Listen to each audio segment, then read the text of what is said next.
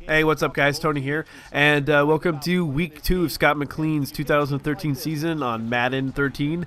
And we have the home field advantage here in Miami. We are playing the Raiders.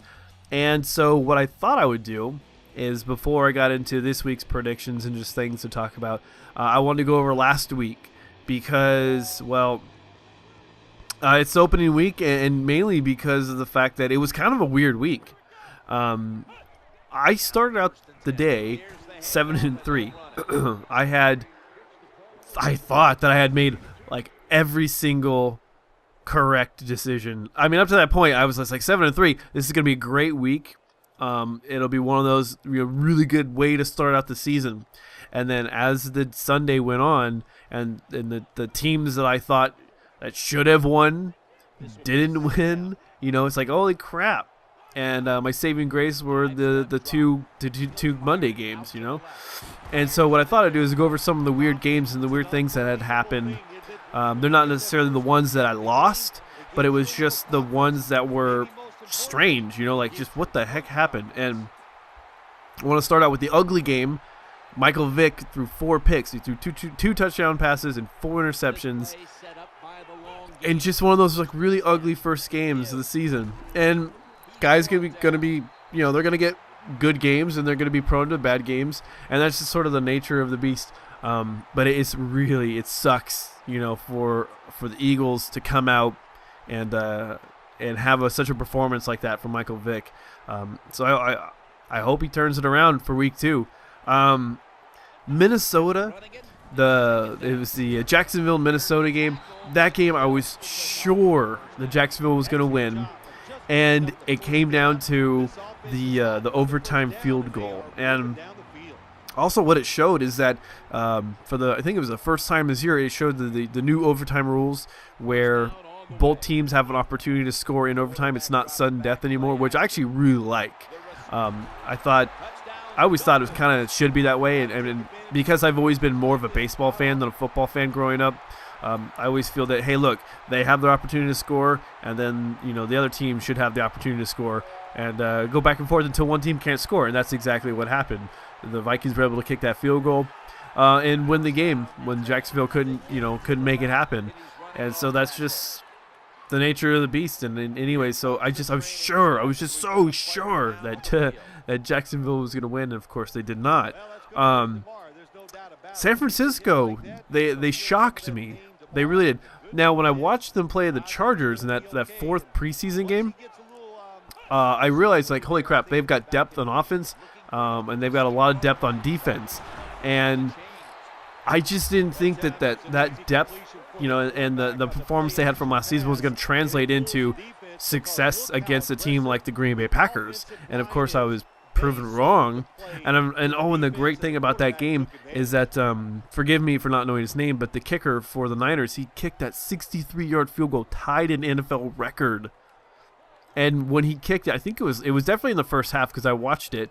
And when he kicked that thing, it was amazing because as he kicked it, it's floating and it hits off the. Here, watch this. Oh my God, that was so bad. I was trying to hit R1, I think it was, and I hit circle, and it's just like when he threw it, I was like, no. But the Niners kicker, when he kicked that ball and it went flying through the air and it bounces on the cross member, boom, and it flips over and it goes in. It's just like, oh my God! It was one of those. It was like a perfect.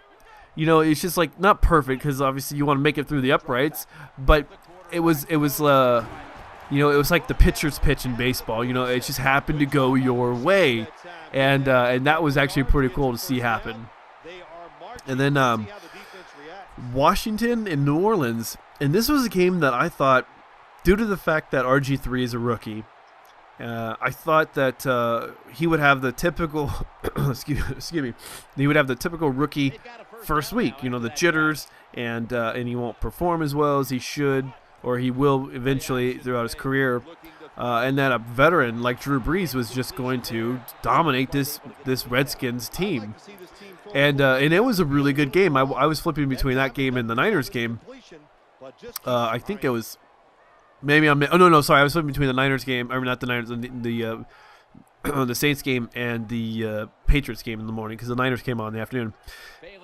Anyways, RG3, that guy has just got gobs of talent, and he has got a very strong arm. And I've heard about his speed and his footwork, and I've heard about his arm, and he showed what he can do.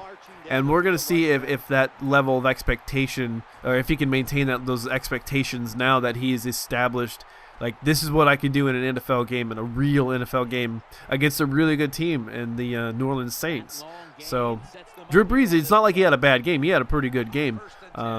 It's just that they couldn't pull out the win. And I don't know if a lot of that has to do with the Bounty Gate scandal with the interim head coach right now, and and all the just sort of all the bad publicity surrounding the Saints, And I kind of wonder if people are like, well, we don't like the Saints right now because of this whole scandal. It's one of those things that I don't know if it's going to be, if it's going to bother a team for the rest of the season until the whole thing blows over. So, the other team that just totally shocked the crap out of me was the Jets, the New Jersey Jets.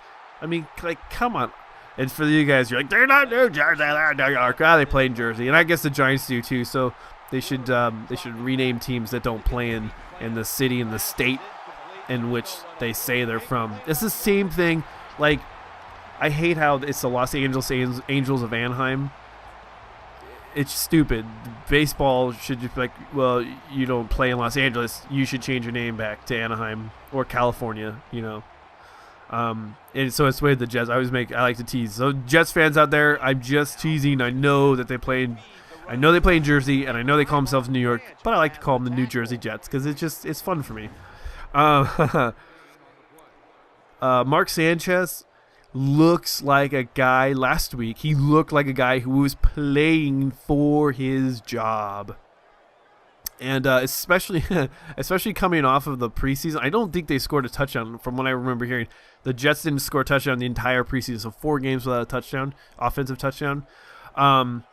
Yeah, when you're getting in that situation and there's doubts about your offense and there's doubts about how your offense is going to run with a guy like Mark Sanchez and Tim Tebow is the backup / wildcat quarterback,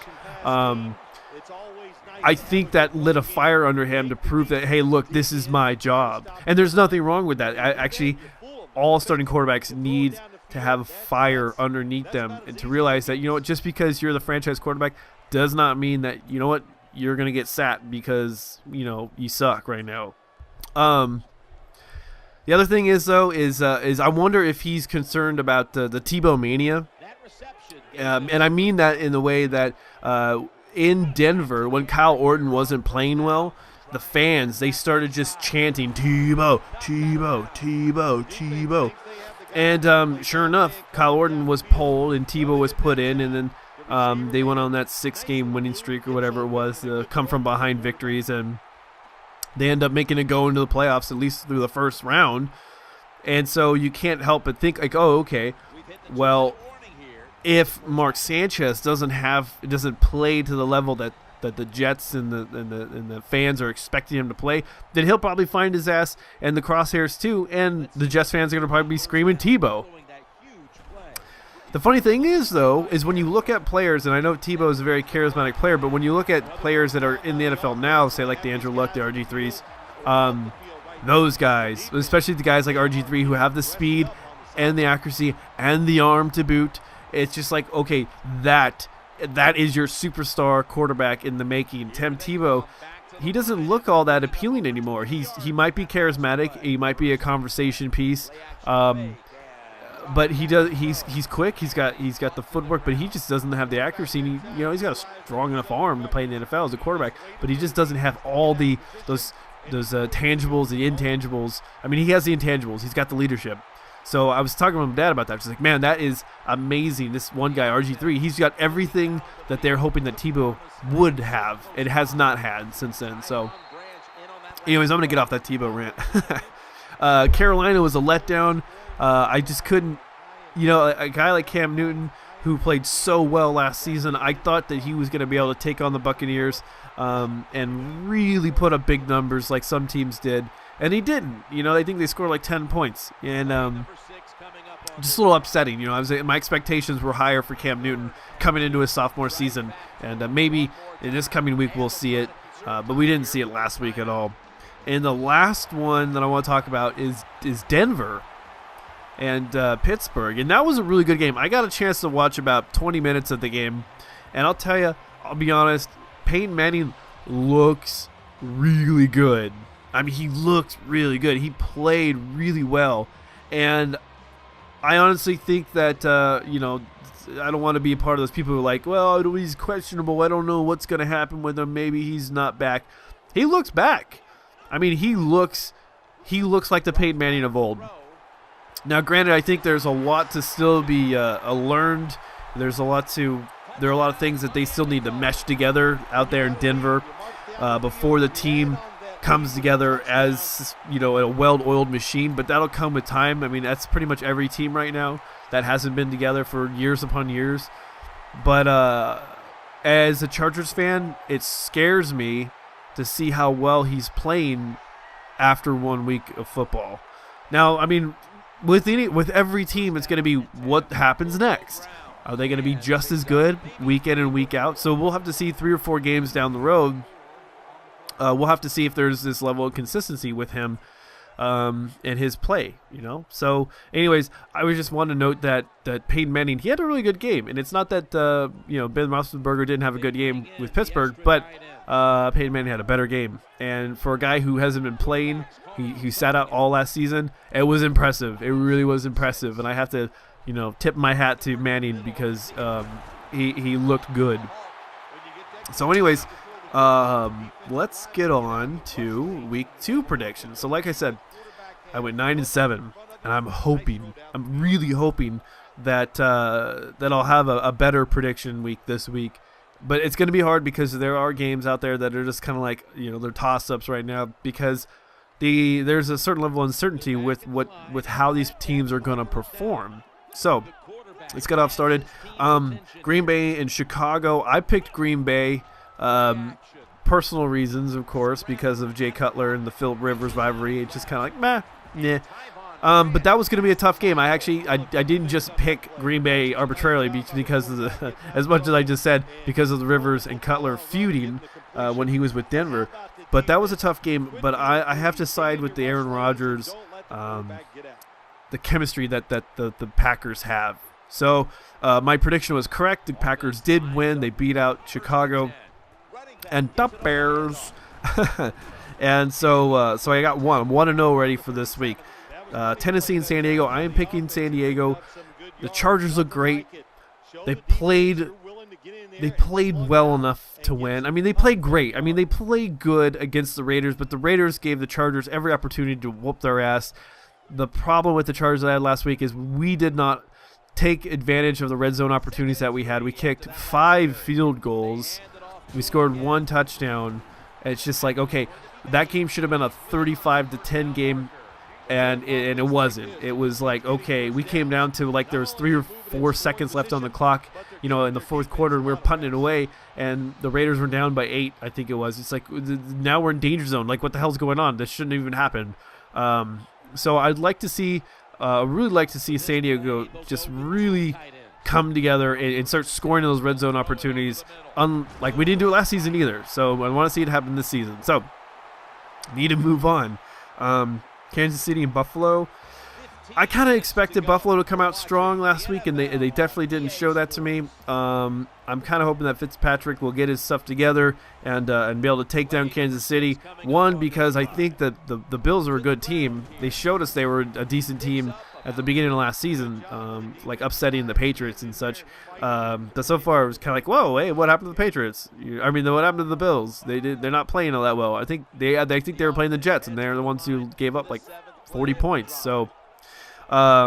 Plus the Kansas City Chiefs, I'd like to see them go 0-2 and keep the Chargers and the Broncos and Chargers at the top of the AFC West, because we need the other teams to fall. I mean, I want all of them to fall, but we need just those bottom dwellers to get the hell out of the way. Cleveland and Cincinnati. This is another game, just kind of like, oh, this is a game. This is gonna be a game of 2 crappy teams, And so I'm picking the Bengals over the Browns. I believe both teams have rookie quarterbacks, so it'll be interesting to see. Minnesota and Indianapolis. I'm going to pick Indianapolis. I'm going with Andrew Luck. I think this will be his first NFL victory. He played well last week. He didn't play as well as RG3, but he played well. And I think he's going to beat out the Vikings for his first win. Oakland and Miami. I'm picking Oakland. You can see here in this game I'm winning 23-17 with Miami, but I think Oakland has got the tools to beat the Dolphins. The one thing I will say about the Oakland Raiders is their offense was very upsetting because they were very one-dimensional. It was underneath passes to McFadden. That's all Carson Palmer. They were a one-trick pony last week, and I don't hope because I'm a Chargers fan, but I just kind of like, as far as an overall competition, I want to see them develop a little bit more. I want to see better football games overall. I don't want to see them have such problems with their football team. I think Lord Display would like that. I'm saying that about the Raiders. I want them to lose, but I want them to play solid football. That way we can see great football games. I don't like to watch blowouts. Blowouts aren't fun. They're boring. Arizona, New England, I think that's going to be kind of a blowout. So the Patriots, I think, are going to pick up that game. Tampa Bay and the Giants, the New York Giants. I'm going to pick the Giants. We got Baltimore and Philadelphia. I'm picking the Ravens over the Eagles, primarily because of the way that Michael Vick played last week. If he doesn't fix his stuff, then the Ravens are going to walk all over him. And the Ravens played really well. They've always have a strong defense. Flacco looked like he had a great game, and mostly probably because he shaved that damn Fu Manchu off, finally, the little rapist mustache he had going on. New Orleans at Carolina. I'm going to pick the Saints. I think the Saints are going to be hungry for a win. I think the Panthers are going to be hungry for a win too, but I think the Saints are going to be hungrier coming off of the loss against Washington. So I'm going to pick the Saints. Houston and Jacksonville, I'm going to pick Houston. It kind of is one of those games that sort of goes without saying. You got a good team with the Texans going against a not-so-good team in Jacksonville. Washington against St. Louis Rams. Washington, I mean, if RG3 plays this week like he did last week, it's going to be a no-doubter.